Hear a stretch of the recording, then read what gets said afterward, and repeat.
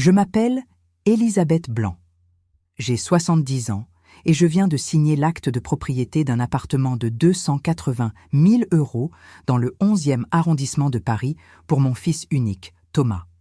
Nous sommes dans l'étude du notaire, rue de Rivoli. C'est un après-midi gris de novembre, ce froid humide qui pénètre jusqu'aux os et vous fait regretter de ne pas être resté chez soi. La notaire, Madame Leclerc, une femme d'une 50aine d'années aux lunettes fines et aux cheveux tirés en chignon strict, me tend la dernière feuille à signer. Ma main tremble légèrement. Ce n'est pas à cause de mes 70 ans. C'est parce que je sais exactement ce qui va se passer dans quelques minutes. Thomas est assis à côté de moi, impeccable dans son costume bleu marine de chez Hugo Boss. Il ne me regarde pas. Ses yeux sont fixés sur la chemise en cuir marron qui contient les clés de l'appartement. Mon fils a 42 ans. Il travaille dans la finance, dans une banque d'investissement près de la Défense. Il gagne bien sa vie, mais pas assez pour acheter un bien immobilier à Paris. Les prix sont devenus fous. C'est pour cela que je suis ici aujourd'hui. Je prends le stylo Montblanc que me tend Madame Leclerc. C'était celui de mon défunt mari, Philippe. Je le garde toujours dans mon sac. Le stylo gratte le papier avec ce son caractéristique qui résonne dans le silence du bureau. C'est le son de ma vie qui change de main. Le son de tout ce pourquoi j'ai travaillé pendant 40 ans qui passe à mon fils. « C'est terminé, Madame Blanc », dit la notaire avec un sourire professionnel. « Félicitations, Monsieur Moreau. Vous êtes désormais propriétaire d'un magnifique appartement dans l'un des quartiers les plus prisés de Paris. » Thomas prend la chemise sans dire merci. Il ne sourit pas. Il ne me regarde toujours pas. Il se lève simplement, range les documents dans sa mallette en cuir noir et se dirige vers la sortie. « Thomas ?» J'appelle doucement. Il s'arrête, se retourne à peine. « Quoi ? Tu ne veux pas ? Je ne sais pas. Prendre un café ? Fêter ça ensemble ? » Son regard est froid, glacial même.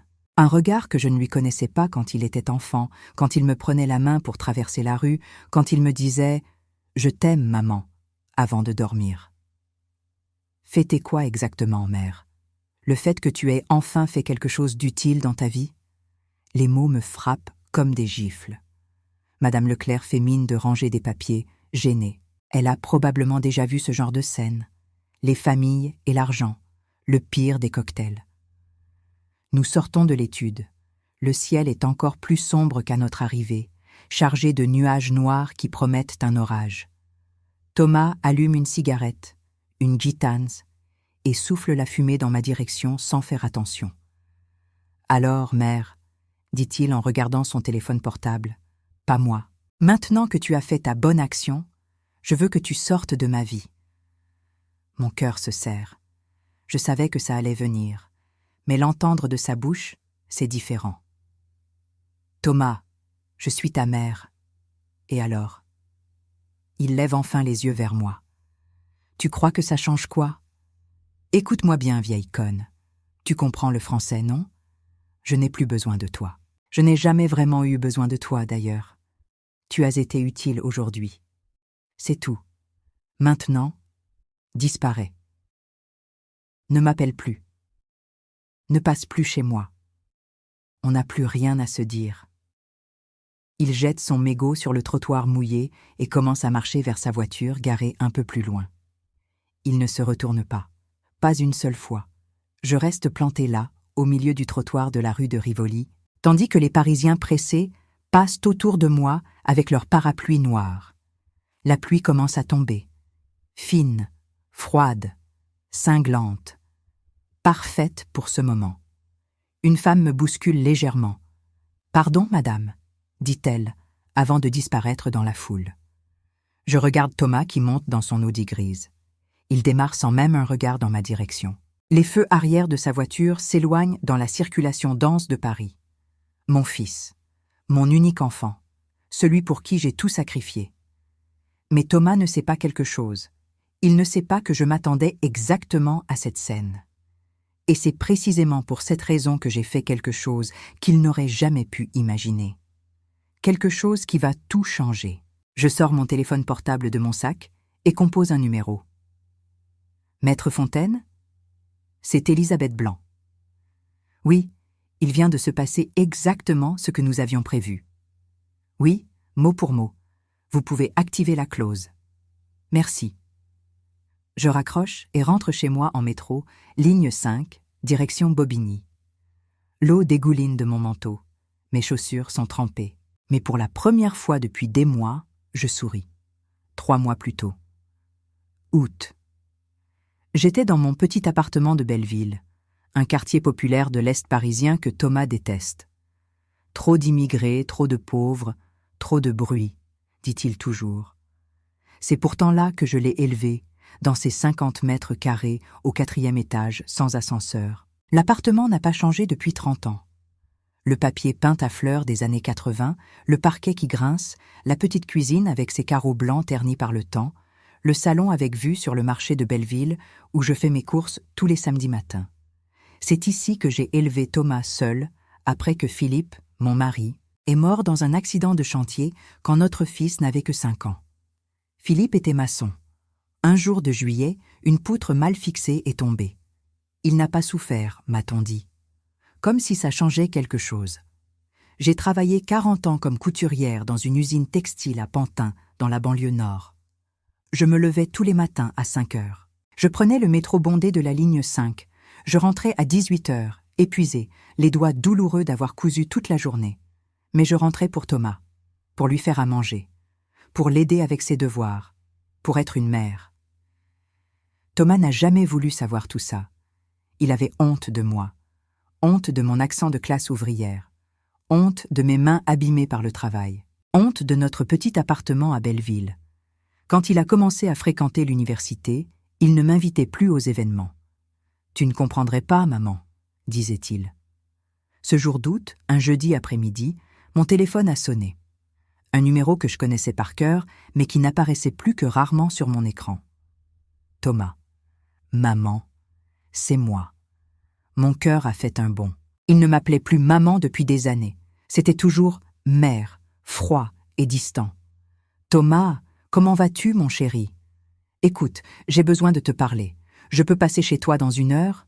1 heure. Il n'avait pas mis les pieds ici depuis 6 mois. La dernière fois, c'était à Noël, et il était resté 20 minutes. Le temps de me donner un parfum bon marché et de repartir en disant qu'il avait un dîner important. Bien sûr, je vais préparer du café. Tu veux que je fasse des crêpes? Tu adorais mes crêpes quand tu étais petit. Non, pas la peine. À tout à l'heure. Il a raccroché avant que je puisse ajouter quoi que ce soit. J'ai couru dans tout l'appartement. J'ai rangé, épousseté, passé l'aspirateur.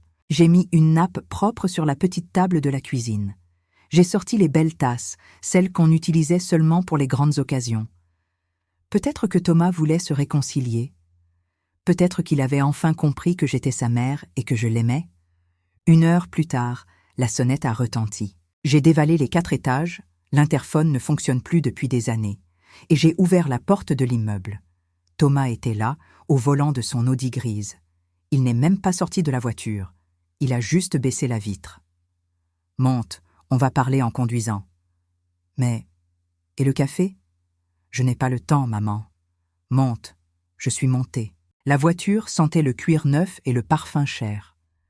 Thomas portait des lunettes de soleil, même s'il n'y avait pas de soleil.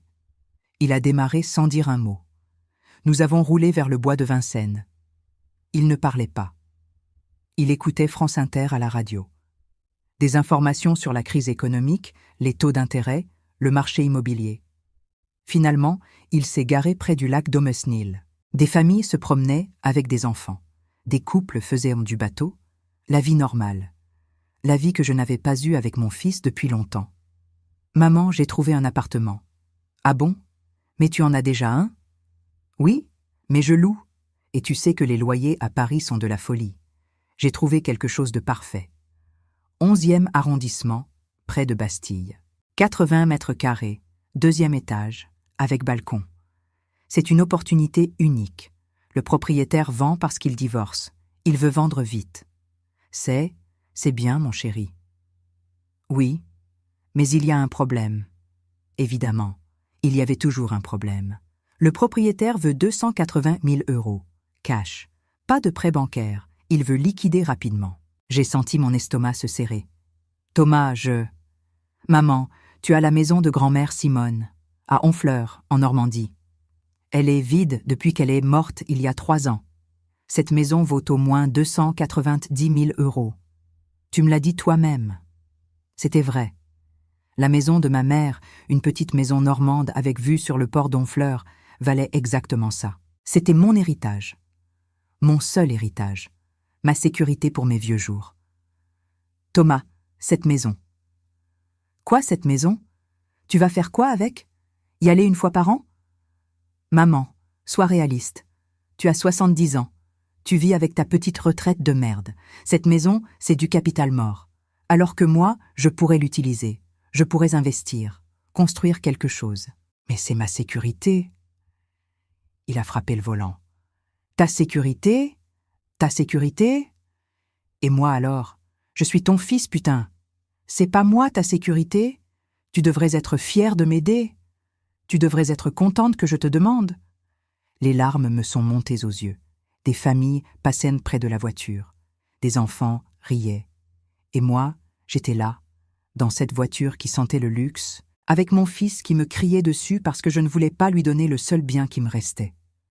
Thomas, calme-toi, s'il te plaît. Me calmer? Tu sais ce que c'est que d'avoir une mère comme toi? Une mère qui n'a jamais rien réussi dans sa vie, qui vit dans un taudis à Belleville, qui porte des vêtements du marché. Tu crois que c'est facile pour moi?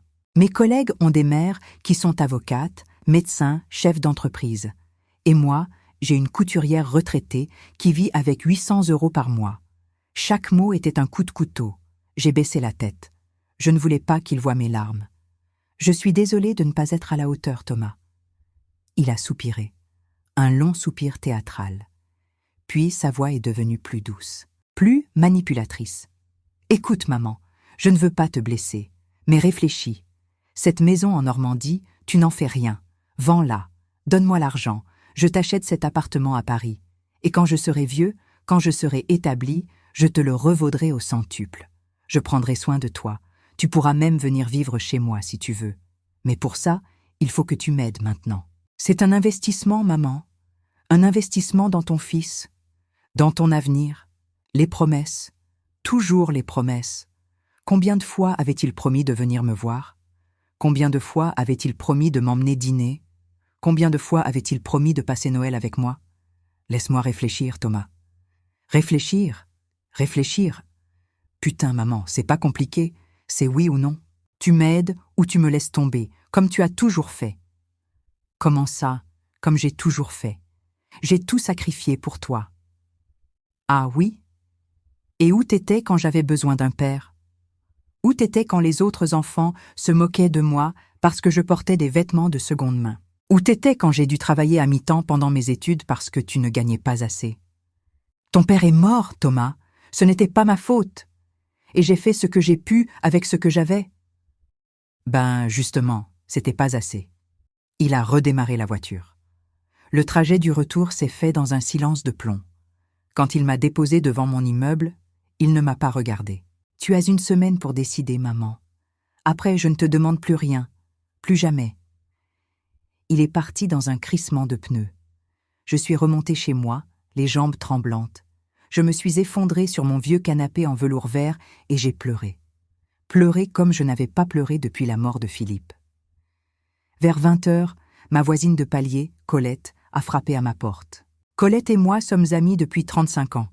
Elle a 72 ans, elle est veuve aussi, et elle a 3 enfants qui viennent la voir tous les dimanches. Elisabeth?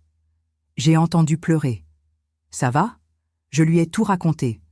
Elle m'a écoutée en silence, en préparant du thé à la menthe dans ma petite cuisine. Elisabeth, elle a dit finalement, avec cette franchise brutale que seules les Françaises de 70 ans peuvent avoir, « Ton fils est un salaud. Il l'a toujours été. Colette, c'est mon fils. Justement, c'est ton fils et il te traite comme une merde. Tu te souviens quand il t'a mise dans cette maison de retraite à Créteil? Je me souvenais. C'était il y a 5 ans. Thomas m'avait convaincu que c'était pour mon bien, que j'avais besoin d'être entourée de professionnels. En réalité, il voulait partir en vacances à Monaco avec sa petite amie du moment et il ne voulait pas me laisser seule à la maison. Il m'avait laissé une semaine dans cet établissement sinistre qui sentait l'urine et le désinfectant. C'est Colette qui était venue me chercher. « Il ne changera jamais », a continué Colette. « Tu peux lui donner tout ce que tu as, il en voudra toujours plus. Et il ne te respectera jamais. Mais c'est mon fils, Colette, mon unique enfant. Si je ne l'aide pas, qui le fera? Il a 42 ans, Elisabeth. Il gagne bien sa vie. Il n'a pas besoin de ton aide. Il veut ton argent. C'est différent. Elle est restée avec moi jusqu'à minuit. Quand elle est partie, je n'ai pas pu dormir. J'ai tourné et retourné dans mon lit, avec les bruits du marché de Belleville qui commençait à s'installer en bas, les cris des marchands, le bruit des camions. Et j'ai pensé à Philippe. Qu'est-ce qu'il aurait fait, lui? Qu'est-ce qu'il m'aurait conseillé? Philippe était un homme simple, un homme bon. Il aimait Thomas de tout son cœur, mais il n'était pas naïf. Il m'aurait dit « Elisabeth, un homme doit mériter ce qu'on lui donne, même s'il est ton fils. » Au petit matin, j'avais pris ma décision, mais pas celle que Thomas attendait. Je me suis habillée, j'ai pris le métro jusqu'au Marais et je me suis rendue dans un cabinet d'avocat rue des Francs-Bourgeois. Le cabinet de maître Bernard Fontaine. Bernard était un vieil ami de Philippe. Ils avaient fait grandir ensemble dans le 20e arrondissement. Quand Philippe est mort, Bernard m'avait aidé avec toutes les paperasses, l'assurance, les démarches. Il ne m'avait jamais fait payer. Philippe était mon frère, disait-il. La secrétaire m'a fait entrer dans son bureau. Bernard avait 75 ans maintenant, les cheveux blancs, des lunettes à monture dorée, mais le même sourire chaleureux. « Elisabeth, quelle surprise! Qu'est-ce qui t'amène ?» Je me suis assise et je lui ai tout expliqué. Thomas, l'appartement, la maison en Normandie, les insultes, les menaces. Bernard m'a écouté sans m'interrompre, en prenant des notes sur son bloc-notes jaune. Quand j'ai fini de parler, Bernard a enlevé ses lunettes et les a nettoyées lentement avec un mouchoir en tissu. C'était un geste que je lui connaissais. Il faisait ça quand il réfléchissait intensément. « Elisabeth, je vais te dire la vérité. Ton fils se comporte comme un enfant gâté et ingrat. Mais tu es sa mère, et je sais que tu veux l'aider malgré tout. » Oui, mais je veux aussi me protéger, Bernard. Je ne peux pas lui donner cette maison et me retrouver avec rien si quoi? Si après, il me jette comme une vieille chaussette. Bernard a hoché la tête. Je comprends. Et tu as raison d'être prudente. Laisse-moi te proposer quelque chose. Une donation avec clause de réversibilité. En français simple, Bernard. Tu sais que je n'y connais rien en droit. Il a souri. D'accord. Voilà comment ça marche. Tu vends la maison de ta mère. Tu utilises l'argent pour acheter l'appartement que Thomas veut. Mais tu mets l'appartement à son nom avec une clause spéciale. Une clause qui dit que si Thomas te traite mal, s'il t'abandonne, s'il te manque de respect, l'appartement revient automatiquement à toi. C'est légal. C'est prévu par le Code civil français, article 955. Clause d'ingratitude. Mon cœur s'est mis à battre plus vite. C'est possible, ça?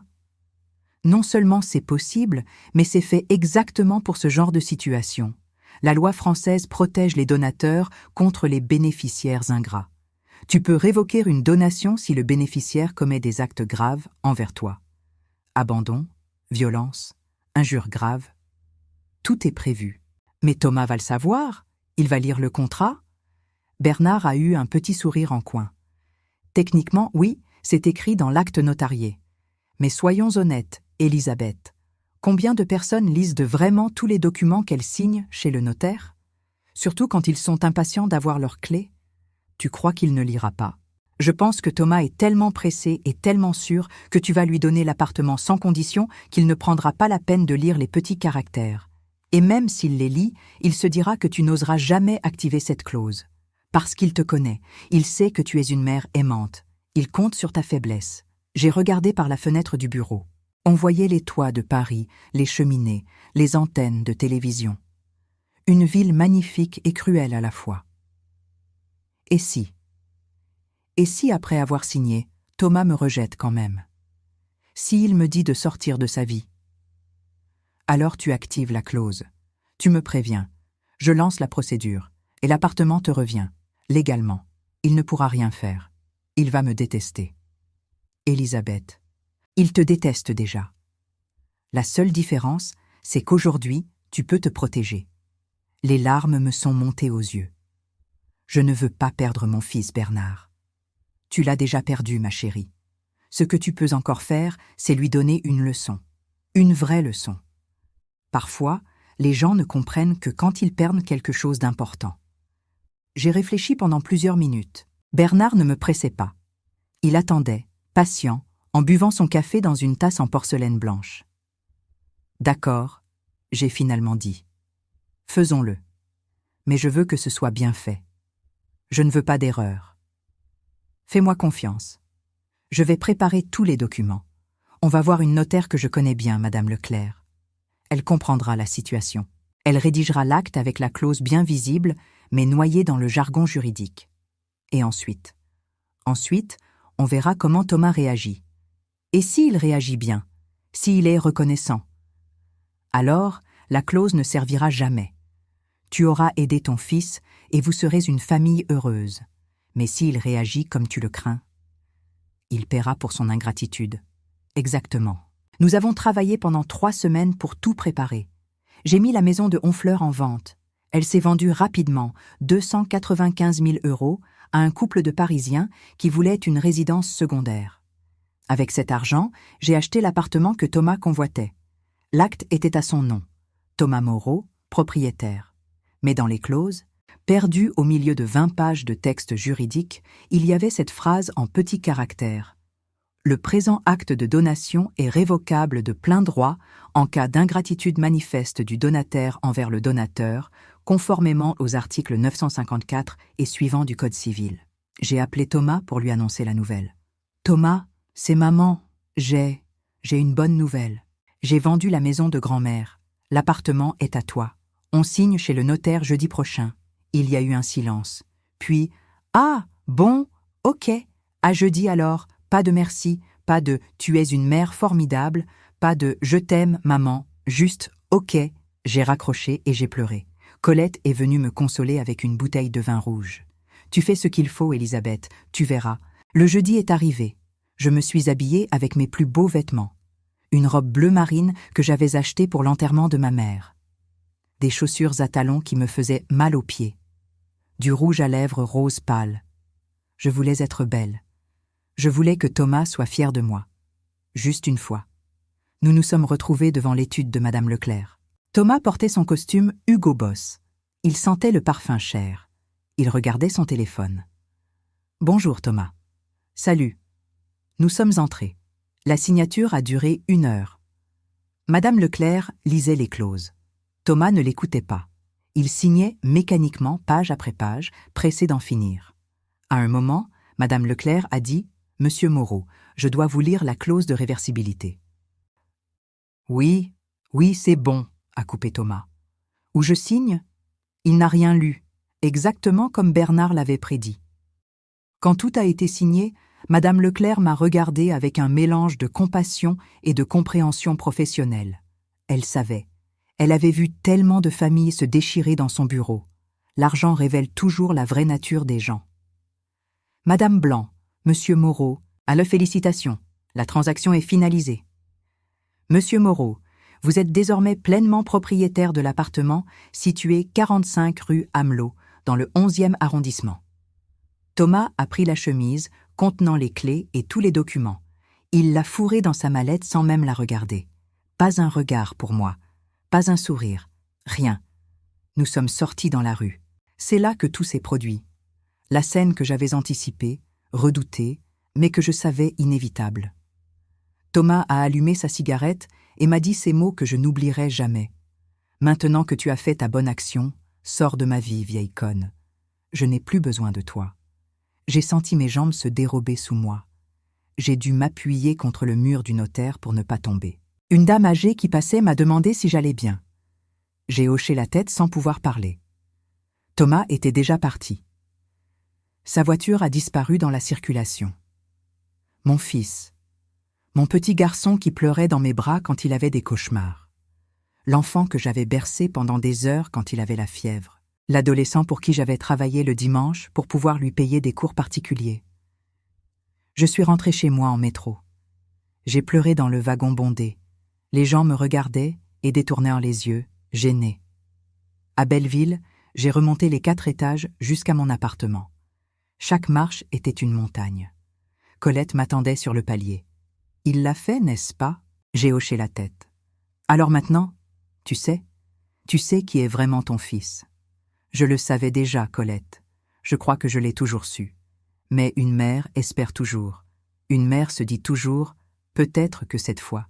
Une mère peut aussi se défendre, Elisabeth. Ce soir-là, j'ai appelé Bernard. Il l'a fait, Bernard, exactement comme tu l'avais dit. Je suis désolée, Elisabeth. Vraiment désolée. Tu veux activer la clause maintenant? Non, pas encore. Je veux attendre. Je veux lui donner une dernière chance. Peut-être qu'il va réfléchir. Peut-être qu'il va regretter. Tu es trop bonne, Elisabeth.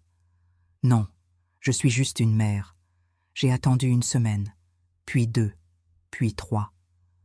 Thomas ne m'a pas appelé, pas un message, pas un signe de vie. 1 mois après la signature, j'ai essayé de l'appeler. Il n'a pas décroché. J'ai laissé un message. « Thomas, c'est maman. J'aimerais qu'on parle. S'il te plaît, rappelle-moi. » Il n'a jamais rappelé. 2 mois après la signature, c'était mon anniversaire. Mes 70 ans. Colette avait organisé une petite fête avec quelques voisins dans mon appartement. Nous avons mangé un gâteau au chocolat. Tout le monde était là, sauf Thomas. J'ai essayé de l'appeler à minuit. Il a décroché. « Quoi ? Thomas, c'est mon anniversaire aujourd'hui. J'ai 70 ans. » « Et alors ? Tu veux que je te félicite d'être vieille ? » « Je voulais juste. Je pensais que peut-être tu voudrais. » « Écoute, mère, j'ai autre chose à faire que de célébrer ton déclin. Bonne nuit. » Il a raccroché. Colette m'a trouvé en larmes dans la cuisine.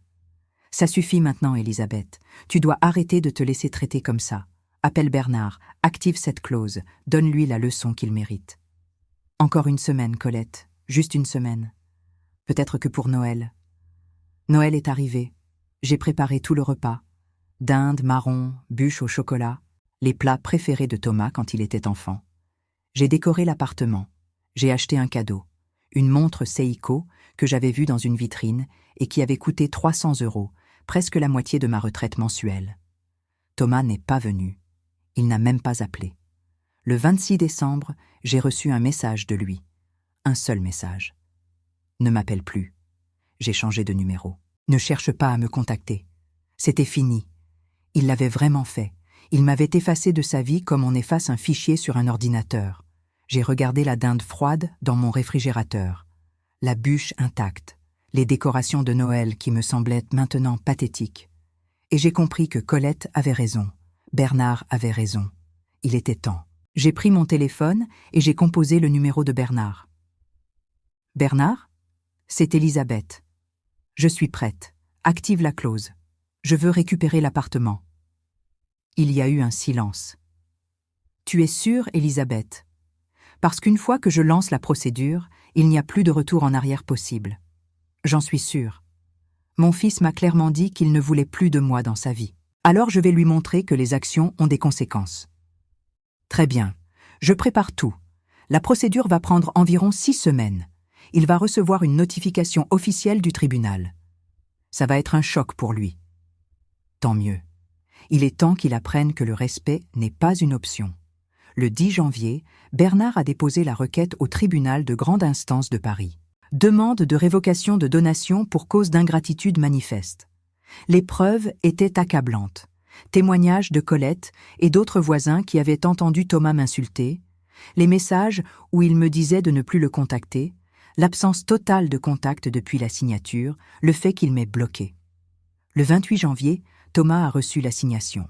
Un huissier s'est présenté à son appartement, l'appartement que je lui avais offert, et lui a remis les documents officiels. Mon téléphone a sonné 10 minutes plus tard. Un numéro inconnu. J'ai décroché. « Maman, maman, c'est quoi ce bordel ?» C'était Thomas, la voix paniquée. Hystérique presque. « Bonjour Thomas, ne fais pas ta maligne. J'ai reçu une lettre du tribunal. Ils disent que tu veux récupérer l'appartement. C'est quoi cette connerie ?» J'ai pris une grande respiration.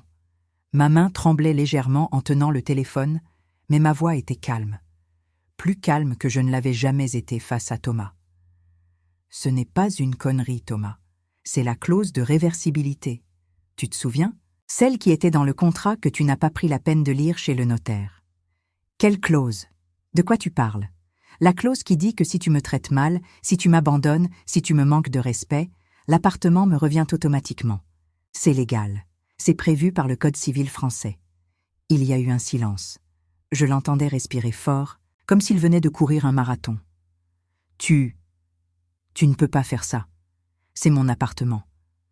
Tu me l'as donné. Non, Thomas. Je te l'ai prêté, à condition que tu te comportes comme un fils doit se comporter envers sa mère. Ce que tu n'as manifestement pas fait. Mais j'ai des droits. J'ai signé. C'est à moi. Lis les documents que l'huissier t'a donnés. Tout est expliqué. Tu as abandonné ta mère. Tu l'as insultée. Tu l'as bloquée. Tu as refusé de la voir, même pour son anniversaire, même pour Noël. C'est exactement ce que la loi appelle ingratitude manifeste.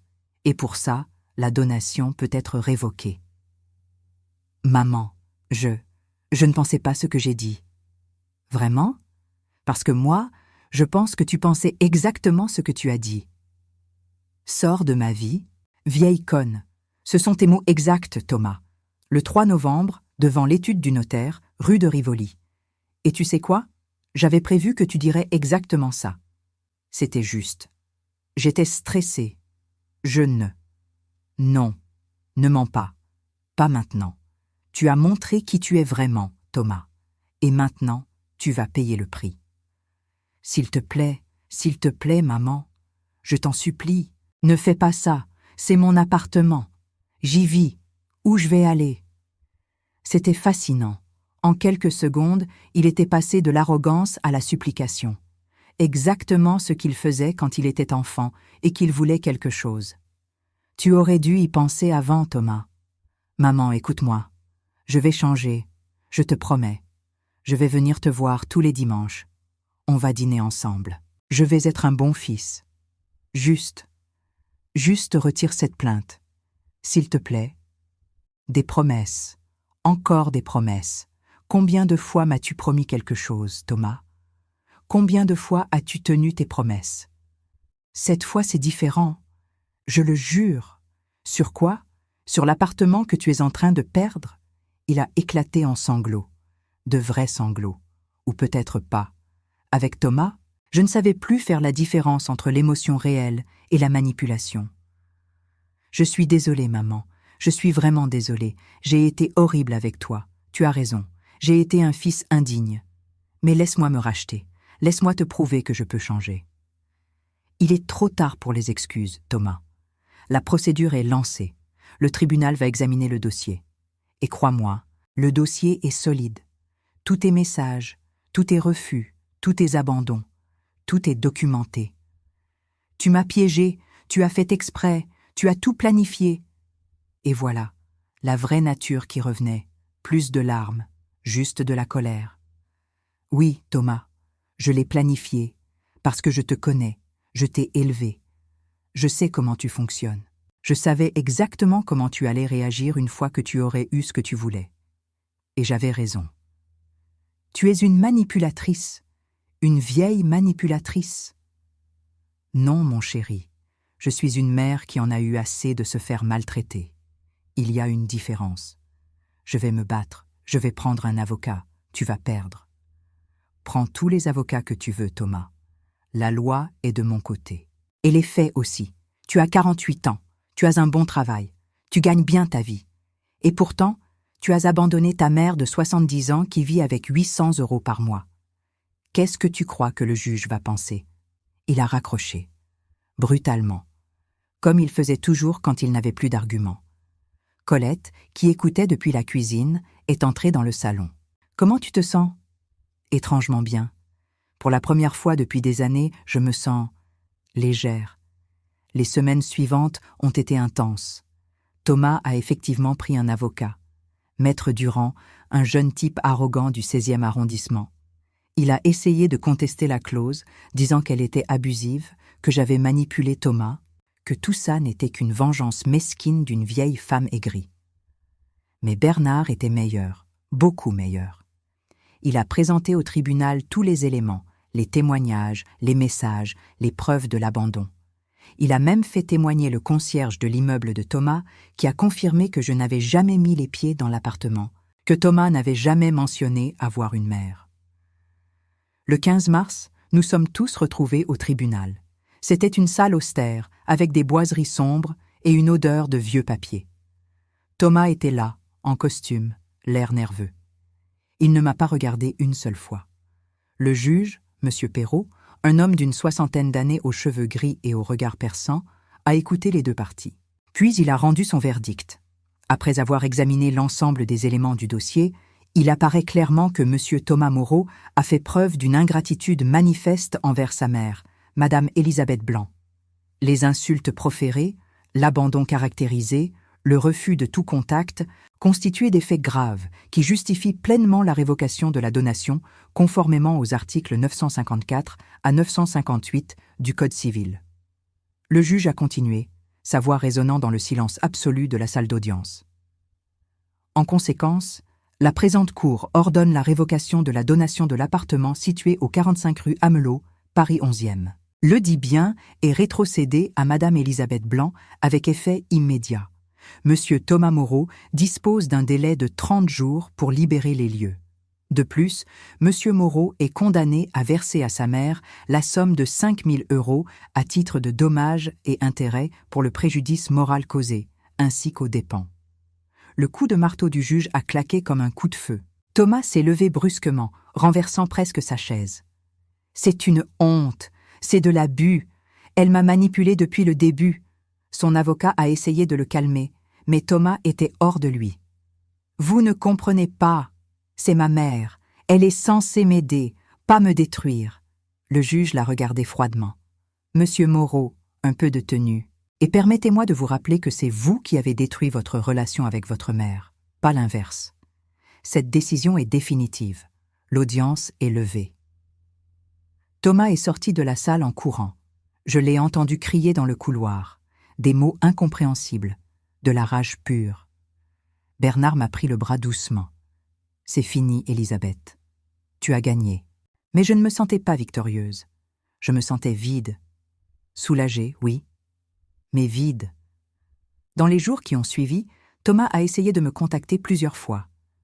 D'abord des messages agressifs. « Tu vas le regretter. Je ne te pardonnerai jamais. Tu n'es plus ma mère. » Puis des messages désespérés. « S'il te plaît, laisse-moi encore un peu de temps. Je n'ai nulle part où aller.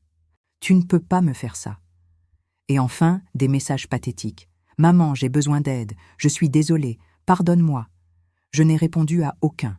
Bernard m'avait conseillé de ne pas le faire. « Laisse-le digérer la leçon, » disait-il. Le 15 avril, exactement 30 jours après le jugement, Thomas a quitté l'appartement. L'huissier était présent pour s'assurer qu'il parte. Bernard aussi. Moi, j'avais choisi de ne pas y être. Je ne voulais pas voir mon fils dans cet état d'humiliation. Selon Bernard, Thomas avait l'air détruit. Il avait perdu du poids. Il avait des cernes sous les yeux. Il a emballé ses affaires en silence et il est parti dans un camion de déménagement vers un petit studio qu'il avait loué à Montreuil, en banlieue. Montreuil. Pas Paris. La banlieue que Thomas méprisait tant. L'ironie était presque trop belle. J'ai récupéré les clés de l'appartement une semaine plus tard. Quand je suis entrée, j'ai été frappée par le contraste avec mon petit logement de Belleville. C'était spacieux, lumineux, moderne. Les murs étaient blancs, le parquet était neuf, la cuisine était équipée avec des appareils dernier cri. Thomas avait meublé l'appartement avec goût. Un grand canapé en cuir gris dans le salon. Une table en verre. Des tableaux abstraits au mur. Tout était cher, tout était beau. Mais c'était froid. Il n'y avait aucune photo, aucun souvenir. Aucune trace d'une vie vraiment vécue. Juste des objets, des symboles de réussite sociale, rien de plus. J'ai marché dans chaque pièce. La chambre principale avec son lit king size, la salle de bain avec sa grande douche italienne, le balcon avec vue sur les toits de Paris, et je me suis assise sur le canapé, et j'ai pleuré. Pas de tristesse, pas de regret, mais d'un mélange complexe d'émotions que je ne savais pas nommer. Soulagement, colère, déception, libération. Colette m'a rejointe 1 heure plus tard. Alors, il est comment cet appartement? Magnifique et vide. Comme ton fils. J'ai souri malgré mes larmes. Tu as raison. Qu'est-ce que tu vas en faire? C'était la grande question. J'avais récupéré l'appartement. Mais maintenant? Je vais le vendre, Colette. Tu es sûre? Tu pourrais y vivre. C'est beaucoup mieux que Belleville. Non, cet appartement, c'est le symbole de tout ce qui s'est mal passé entre Thomas et moi. Je ne veux pas y vivre. Je veux tourner la page. J'ai mis l'appartement en vente en mai. Le marché immobilier parisien était toujours aussi fou. En 2 semaines, j'avais 3 offres. J'ai accepté la meilleure. 310 000 €. 30 000 de plus que ce que j'avais payé. Le marché avait monté. Avec cet argent, j'ai fait plusieurs choses. D'abord, j'ai acheté une petite maison en Bretagne, à Cancale, un village de pêcheurs face à la mer. Une maison modeste, 2 chambres, un jardin, une vue sur l'océan. Le prix était raisonnable, 180 000 €. Ensuite, j'ai fait un don de 50 000 € à l'association Petits Frères des Pauvres, qui s'occupe des personnes âgées isolées. Parce que maintenant, je comprenais ce que c'était que la solitude. Et je voulais aider. Le reste, je l'ai mis de côté. Pour mes vieux jours, pour ma tranquillité, pour ne plus jamais dépendre de personne. Colette a accepté de venir vivre avec moi en Bretagne. Elle aussi en avait assez de Paris, du bruit, de la pollution, de la vie trop rapide. Nous avons déménagé en juin. Le jour du départ, j'ai fait un dernier tour dans mon appartement de Belleville. 50 ans de vie dans ces murs. Les souvenirs de Philippe, l'enfance de Thomas, les rires et les larmes. J'ai fermé la porte sans me retourner. La maison de Cancale était parfaite. Calme, lumineuse, avec le bruit des vagues qu'on entendait par la fenêtre ouverte. Colette et moi avons aménagé nos chambres, planté des fleurs dans le jardin, adopté un chat qu'on a appelé Voltaire. Les semaines sont devenues des mois. L'été est arrivé. Je marchais tous les matins sur la plage. Je lisais des livres. Je cousais encore un peu, par plaisir cette fois, pas par nécessité. Je préparais des repas pour Colette et moi. Des repas simples. Poissons frais du port, légumes du marché, cidre breton. C'était la paix. Une paix que je n'avais jamais connue. Un jour de septembre, mon téléphone a sonné. Un numéro que je ne connaissais pas. J'ai hésité, puis j'ai décroché. Maman? Thomas. Sa voix était différente, plus basse, plus douce, presque humble. Thomas. Je ne sais pas si tu veux me parler. Mais j'avais besoin de t'appeler. J'ai attendu. Je ne l'ai pas aidé. Thomas a respiré profondément à l'autre bout du fil. J'entendais le bruit de la circulation en arrière-plan. Il devait être dehors, peut-être dans la rue, peut-être sur un banc quelque part. Maman, je sais que je n'ai aucun droit de te demander quoi que ce soit. Je sais que j'ai été le pire des fils, pire qu'un étranger. J'ai été cruel, méchant, ingrat. Je n'ai rien dit. Je l'ai laissé parler. Ces derniers mois ont été difficiles, très difficiles. Je vis maintenant dans un studio de 25 mètres carrés à Montreuil. J'entends mes voisins se disputer à travers les murs. Il y a des cafards dans la cuisine. Je dois prendre 2 métros et un bus pour aller au travail. C'est l'enfer. Il attendait que je dise quelque chose. Je n'ai pas parlé. Mais tu sais quoi? Je le mérite. Je mérite tout ça. Parce que j'ai traité ma propre mère comme une moins que rien. Et la seule personne qui m'aimait vraiment dans ce monde, je l'ai jetée comme un déchet. Sa voix s'est brisée. Il pleurait. Je l'entendais essayer de retenir ses sanglots. J'ai commencé à voir un psychologue, un type à Belleville. Pas cher, parce que je n'ai plus beaucoup d'argent. Il m'a fait comprendre des choses. Sur moi, sur nous, sur comment je t'ai traité toute ma vie. Et qu'est-ce qu'il t'a fait comprendre, Thomas? C'était la première fois que je parlais. Ma voix était calme, neutre. Que j'avais honte. Honte de nos origines. Honte d'être fils d'ouvrier. Honte de ne pas venir d'une famille riche. et que j'ai reporté cette honte sur toi, comme si c'était ta faute, comme si tu avais choisi d'être pauvre. Continue. Le psy m'a fait réaliser que tu as tout sacrifié pour moi, que tu as travaillé toute ta vie pour que je puisse avoir une vie meilleure, que tu t'es privé de tout pour que moi, j'ai tout, et que moi, au lieu d'être reconnaissant, j'ai été méprisant. Le silence s'est installé. On n'entendait que le bruit de la mer chez moi et le bruit de la ville chez lui. Deux mondes différents. Maman, je ne te demande pas de me pardonner. Je ne mérite pas ton pardon. Mais je voulais que tu saches que j'ai compris. J'ai compris la leçon. Tu avais raison de faire ce que tu as fait. Tu avais raison de me reprendre l'appartement. J'avais besoin de cette claque. Une claque monumentale. Thomas, tu as 42 ans. Il t'a fallu perdre un appartement pour comprendre le respect? Oui. C'est pathétique, non? Mais c'est la vérité.